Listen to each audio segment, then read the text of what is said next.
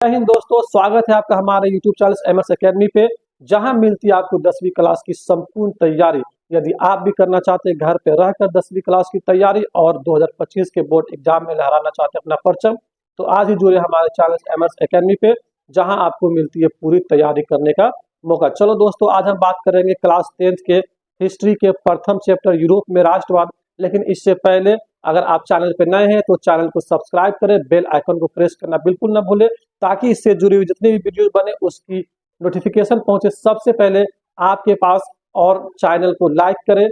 Comments करें एक बढ़िया सा, ताकि जिससे मुझे मिले मोटिवेशन और हम आपके लिए बनाते रहे इसी प्रकार से नई नई वीडियोज जो आपको सहायता कर सके 10वीं के बोर्ड एग्जाम में। तो इससे पहले हम लोगों ने इस पे यूरोप में राष्ट्रवाद पे शॉर्ट टाइप क्वेश्चन पे हम लोगों ने जिक्र करा है, उसका वीडियो का लिंक आपको मिल जाएगा डिस्क्रिप्शन में, क्योंकि इससे पहले इस पे जितना भी शॉर्ट टाइप क्वेश्चन था उसको कवर कर लिया गया हुआ। आज हम बात करेंगे यहाँ पे लॉन्ग टाइप क्वेश्चन, जो हमारे बोर्ड एग्जाम में 4 नंबर के सवाल पूछे जाते हैं। जो यहाँ पे पहला सवाल है मेरा, यूनानी स्वतंत्रता आंदोलन का विवरण दे। यानी कि यूनान में जो स्वतंत्रता आंदोलन हुआ था, यूनान में जो स्वतंत्रता आंदोलन को यहाँ पे किया गया था, उसका विवरण क्या था, किस प्रकार से वहां पर एक क्रांति को अंजाम दिया गया। यूनानी स्वतंत्रता आंदोलन का विवरण दे। तो सबसे पहले हम देखेंगे कि यूनान जो है, यूनान किस एरिया में पड़ता है, यूनान कहाँ पड़ता है। यूनान एक ग्रीक का शहर है, और ग्रीक का एक बहुत ही खूबसूरत सा शहर, जिस प्रकार से हमारे देश में, हमारे भारत में कश्मीर एक खूबसूरत शहर है, उसी प्रकार से ग्रीक का एक बेहतरीन और खूबसूरत शहर क्या था, यूनान था। लेकिन वहां पर यूनान तुर्की साम्राज्य के अधीन था। कुछ सालों तक, कुछ हदों तक यूनान किसके अधीन आता था, तुर्की साम्राज्य के अधीन। जहां पर तुर्की साम्राज्य के अधीन 1453 ईस्वी में कुस्तुनतुनिया के 1453 ईस्वी में कुस्तुनतुनिया के द्वारा वहां उसको अपने अधीन में उस्मानी साम्राज्य के द्वारा उस पर आक्रमण कर उसको अपने अधीन ले लिया गया था। यूनान तुर्की साम्राज्य के अधीन था, और 1453 ईस्वी से यूनान का जो हिस्सा था वो किसके, तुर्की साम्राज्य के अधीन आता था। हालांकि वो अलग था, क्योंकि तुर्की एक अलग देश है और ग्रीक एक अलग देश है, किंतु वहां पर उस्मानी साम्राज्य के द्वारा उस पे यूनान पर हमला कर और कुस्तुनतुनिया के एरिया को अपने एरिया में उसको जोड़ लिया गया था, कवर कर लिया गया था। तब से 1453 ईस्वी तक यूनान का जो क्षेत्र था वो कहा, तुर्की के अधीन आता था।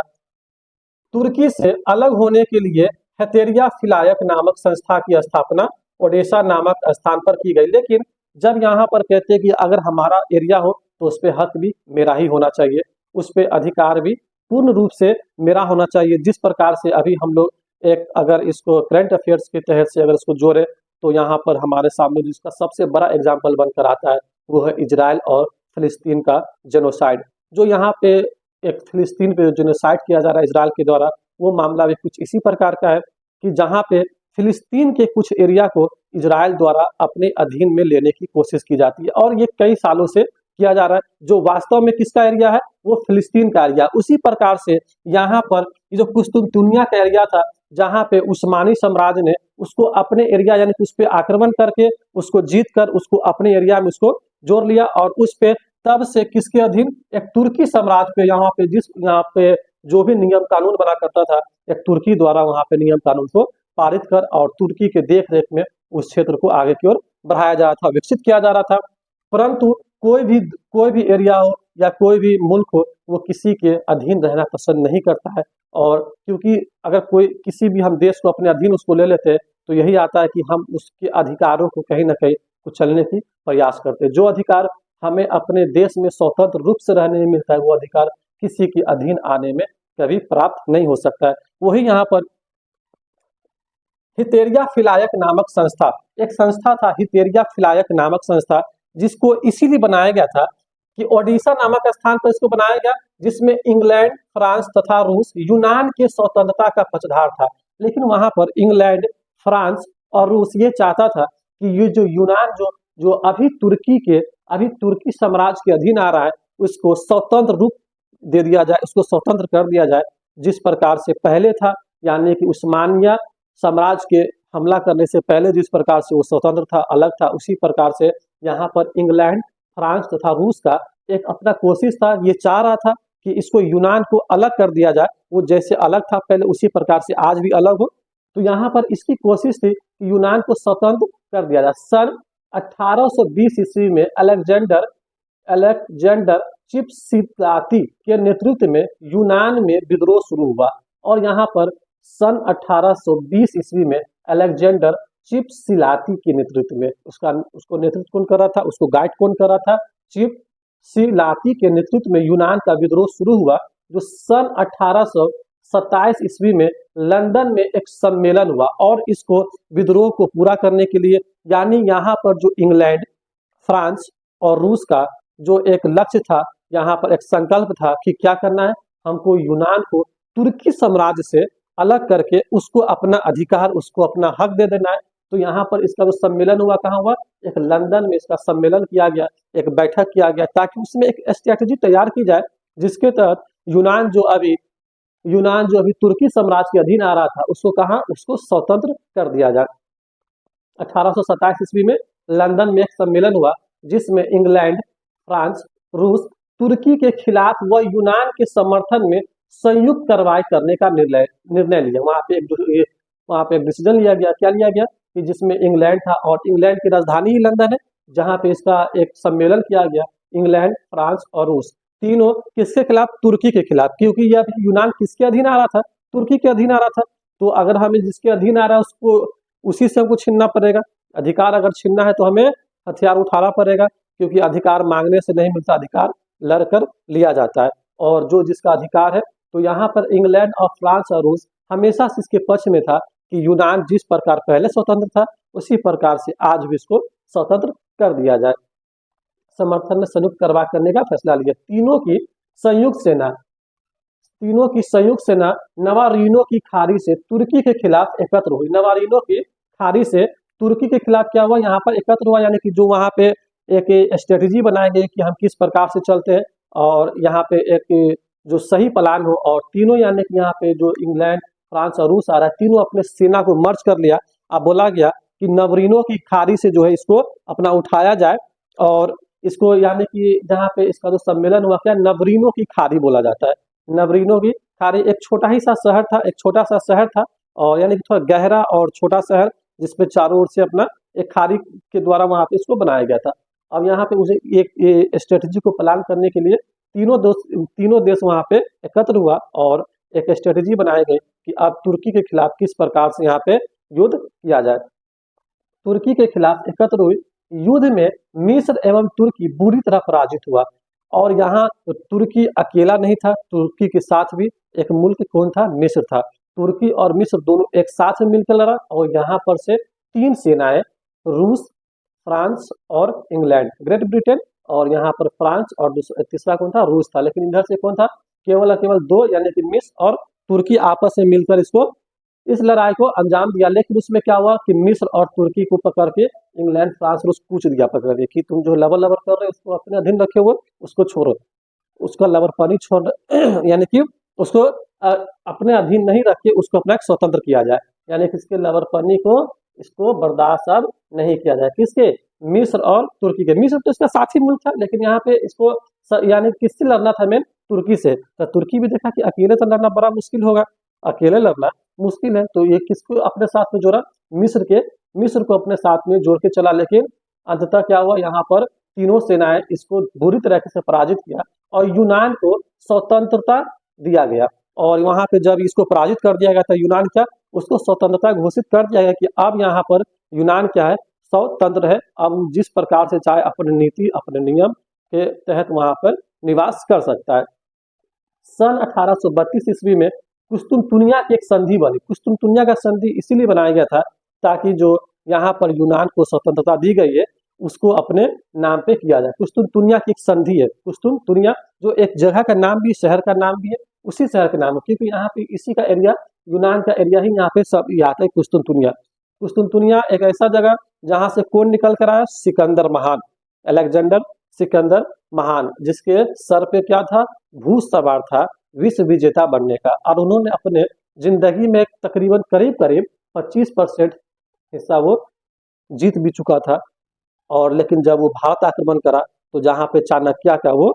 चाणक्य के षड्यंत्र से वो बच नहीं सका और यहाँ पे उसका अंत होता है। लेकिन यहाँ पे अभी हम जिक्र अभी सिर्फ इसी के बारे में कर रहे हैं कि यूनानी स्वतंत्रता आंदोलन का विवरण क्या था। तो जहाँ एक कुस्तुनतुनिया का एक यहाँ पर संधि बना दिया गया और जिसके द्वारा संधि के द्वारा यूनान को क्या स्वतंत्र घोषित कर दिया गया, यानी कि 1832 के बाद यहाँ से यूनान को स्वतंत्र किया गया कि आप एक अलग है, आप स्वतंत्र है, आप जिस प्रकार से यहाँ पे नीति कानून को लगाना चाहेंगे आपका यहाँ पे हर एक प्रकार का अधिकार होगा और आपके पास ये अधिकार होगा कि आप इसको किस प्रकार से डेवलपिंग फेज पे लेके जा सकते हैं। तो ये था हमारा यूनानी स्वतंत्रता आंदोलन का विवरण था, जो कि अगर हमारे बोर्ड एग्जाम में आता है तो 4 नंबर में ये सवाल कई बार पूछा जाता है। एक लॉन्ग टाइप सवाल में आता है, 4 नंबर के सवाल में इसका जिक्र किया जाता है। अब हम यहाँ पे चलेंगे राष्ट्रवाद के उदय के कारणों और प्रभाव का चर्चा करें। इसका टाइटल ही क्या है मेरा, राष्ट्रवाद है कि राष्ट्रवाद का उदय कब हुआ, यानी कि इससे पहले हम लोग जब ये चैप्टर स्टार्ट किए थे तो उसमें हमें यही बताया गया था कि राष्ट्रवाद क्या है। अब जो राष्ट्रवाद का उदय हुआ और उसके उदय होने के बाद राष्ट्रवाद का प्रभाव क्या रहा, जब लोगों में राष्ट्रवाद की भावनाएं जागी तो उसका प्रभाव लोगों में कैसा पड़ा, अब इसके बारे में यहाँ पर जिक्र करेंगे कि यूरोप में राष्ट्रवाद के उदय के कारण निम्नलिखित है। यूरोप में राष्ट्रवाद के उदय के कारण क्या है, निम्नलिखित है। कई कारण थे जिससे यूरोप में राष्ट्रवाद का उदय हुआ, कई कारण थे जिससे यूरोप में क्या हुआ, राष्ट्रवाद का उदय हुआ। पहला, पुनर्जागरण के फलस्वरूप उत्पन्न परिस्थितियां, और जो यूरोप में एक पुनर्जागरण हुआ करता था, पुनर्जागरण यानी कि 14वीं से 17वीं शताब्दी के बीच में वहां पर एक धार्मिक और सांस्कृतिक और उसमें युद्ध वगैरह को सिखाने का एक उस पे यानी कि एक्शन दिया, उसको निर्देश दिया जाता था कि आप जो किस प्रकार से अपने संस्कृति को, अपने जो है युद्ध के नीति को किस प्रकार से आप सुदृढ़ कर सकते हैं। वो वहाँ पे एक पुनर्जागरण का एक विचार बनता था जिसको हम क्या बोलते हैं, पुनर्जागरण करते थे। लेकिन वो केवल पुनर्जागरण ये नहीं था कि हमें सिर्फ उसमें युद्ध सीखना है या फिर जो है उसको हमें संस्कृति के लिए चलना है, उसमें यानी कि कला, साहित्य और उसके बाद से विज्ञान की पद्धति को भी उसमें बढ़ावा दिया गया, ताकि इसके साथ साथ वहाँ पे यूरोप में साहित्य हो, कला हो और विज्ञान को भी आगे बढ़ावा मिल सके, जिससे वो डेवलप कर सके, आगे की ओर विकास करता रहे। तो यहाँ पे क्या था, पुनर्जागरण। यदि पुनर्जागरण के बारे में बोला गया था, क्या बोला गया, 14वीं शताब्दी से 17वीं शताब्दी के बीच, जो दोनों के बीच यानी कि जब ये लोग आपस में बैठकर एक अपने संस्कृति के रूप, एक संस्कृति के लिए जो विचारधाराएं बनाया करता था कि हमारी विचारधारा क्या है, कि हमारा जो संस्कृति है वो हमें किस प्रकार की विचारधारा की अनुमति देती है, या फिर हम युद्ध करें तो उसमें किस प्रकार की हमारी स्ट्रेटेजी हो ताकि हम दुश्मन पे विजय प्राप्त कर सके। यही क्या था, मेरा पुनर्जागरण था। के फलस्वरूप उत्पन्न परिस्थितियां, जो पुनर्जागरण के फलस्वरूप जो यहाँ पे परिस्थितियां उत्पन्न हुई थी, क्योंकि जाहिर सी बात है कि अगर किसी यानी कि किसी ऐसे सभा में बैठते जहां से हमें किसी प्रकार का एक ऐसा उद्देश्य मिले कि हमें देश को आगे किस प्रकार बढ़ाना है या राष्ट्रवाद को किस प्रकार अपने अंदर एक लाना है, तो इसके लिए क्या था, इसके पास एक हथियार था पुनर्जागरण के रूप में, कि पुनर्जागरण करना है और हमें अपने देश में राष्ट्रवाद को उदय करना है, लोगों में राष्ट्रवाद को भरना है। सेकेंड कंडीशन ये था कि सन 1789 ईस्वी में फ्रांसीसी क्रांति का आदेश, और जो सन 1789 ईस्वी में फ्रांसीसी क्रांति का आदेश था वो भी यूरोप में राष्ट्रवाद के उदय का एक कारण बना।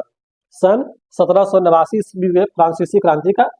आदेश और नेपोलियन का सैन्य अभियान, नेपोलियन बोनापार्ट का जो सैन्य अभियान था, वो जिस प्रकार से अपने सेना को वहां पर हैंडल करता था, जिस प्रकार से उसकी एक सैन्य नीति थी, वो क्या था, उसमें राष्ट्रवाद को उदय करने में एक बड़ा और अहम यहाँ पर भूमिका निभा रहा था।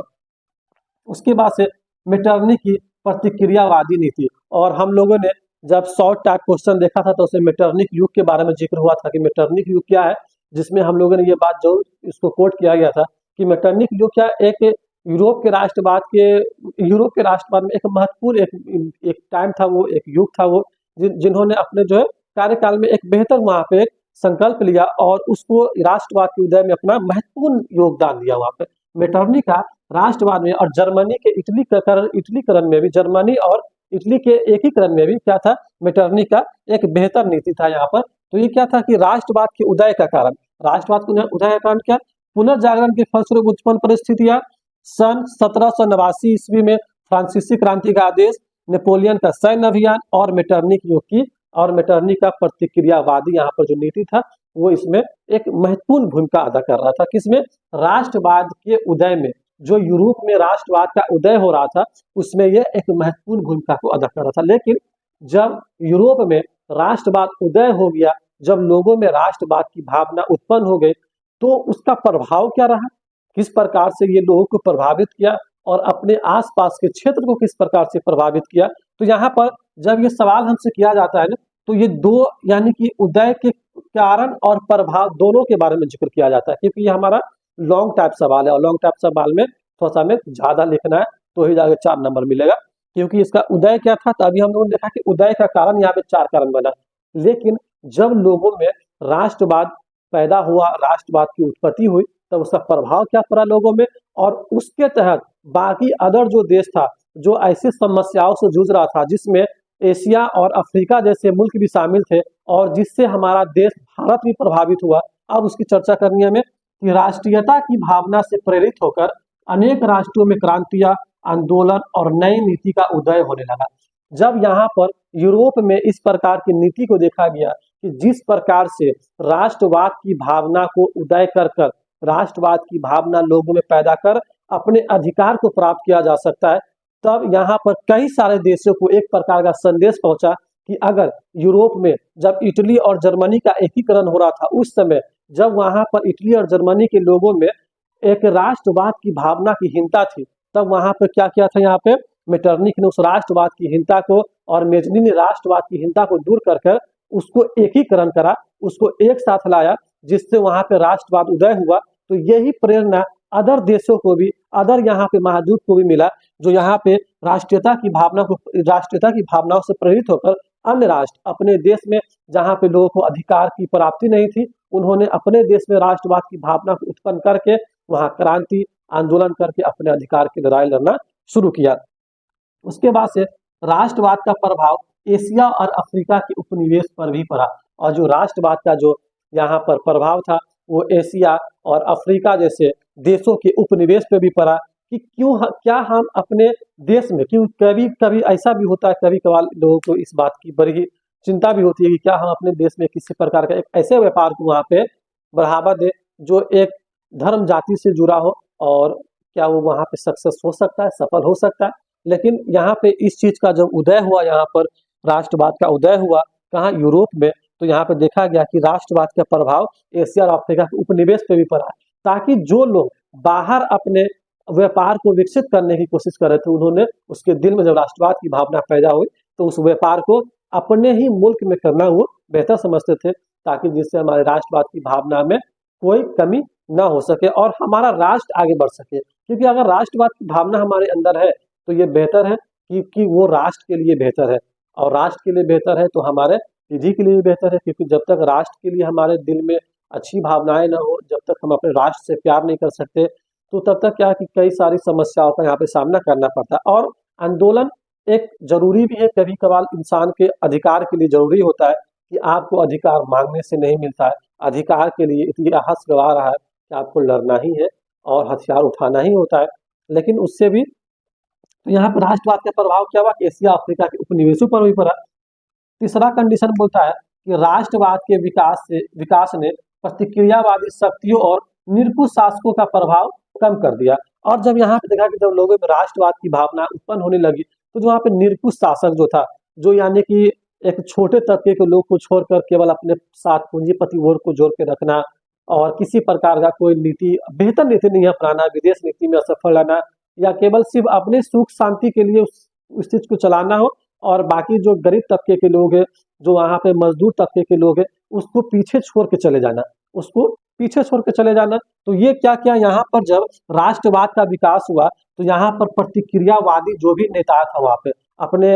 एरिया में या फिर अपने देश में, जो उसका प्रतिक्रियावादी नेता था या फिर निरंकुश शासक जो था, उसका क्या हुआ, प्रभाव यहाँ पर कम होना शुरू हुआ। किसके लिए? कि अब लोगों में राष्ट्रवाद की भावना का उदय हो चुका है। तो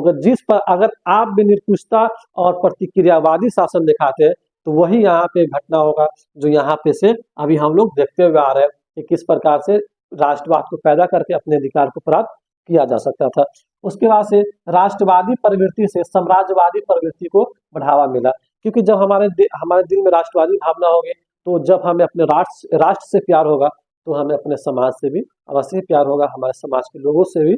वहाँ पे एक प्यार मोहब्बत का एक रिश्ता जुड़ सकता है, जिससे हम लोग एक साथ मिलजुल कर रहे, जिससे हमारा देश क्या हो, क्योंकि अगर हम लोग अगर एक साथ मिलजुल कर रहते हैं, चाहे हम लोग एक जाति धर्म को पीछे छोड़कर अपने एक देश को डेवलपिंग फेस की ओर अगर लेके चलना चाहते हैं, तो हमें क्या करना होगा, सबसे पहले कि एक तो राष्ट्रवाद की भावना को हमें अपने अंदर उजागर करना है, राष्ट्रवाद की भावना को अपने अंदर उत्पन्न करना है। दूसरा, ये कि जाति धर्म का जो आजकल के लोगों के आंखों पे जो पट्टी बंधा पड़ा हुआ है, उस पट्टी को खोलना है, क्योंकि ये जाति धर्म का पट्टी हमारे देश को कहीं ना कहीं अंधकार की ओर लेके जा रहा है। इससे हमें अंधकार के अलावा और कुछ नहीं मिल सकता है,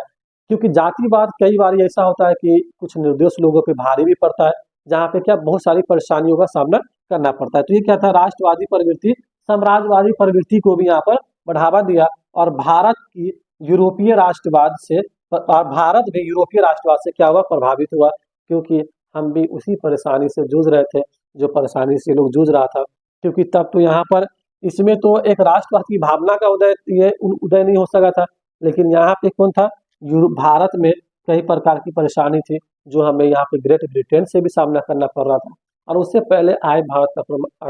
जो आक्रमण करके यहाँ पर भारत पे कब्जा करके रह रहा था, उससे भी हमें कई प्रकार की परेशानियों का सामना करना पड़ रहा था। तो उम्मीद है दोस्तों कि आपको यहाँ तक पढ़ाई अच्छी लगी हो, ये वीडियो पसंद आया हो। अगर वीडियो आपको पसंद आया तो वीडियो को लाइक करें और अपने दोस्तों के साथ शेयर करें, एक बढ़िया सा कमेंट्स भी करें। अगर आपने इससे पहले के 3 वीडियोज नहीं देखे तो उसका लिंक मिल जाएगा डिस्क्रिप्शन में। अगर आपको इस सभी का पीडीएफ चाहिए तो उसका भी लिंक आपको मिलेगा डिस्क्रिप्शन में। अगर आपको यहाँ पे अगर व्हाट्सएप पे पीडीएफ चाहिए तो आप कमेंट सेक्शन में इसके बारे में कमेंट्स कर सकते हैं। फिर मिलते हैं अगले वीडियोज में, जब तक के लिए जय हिंद।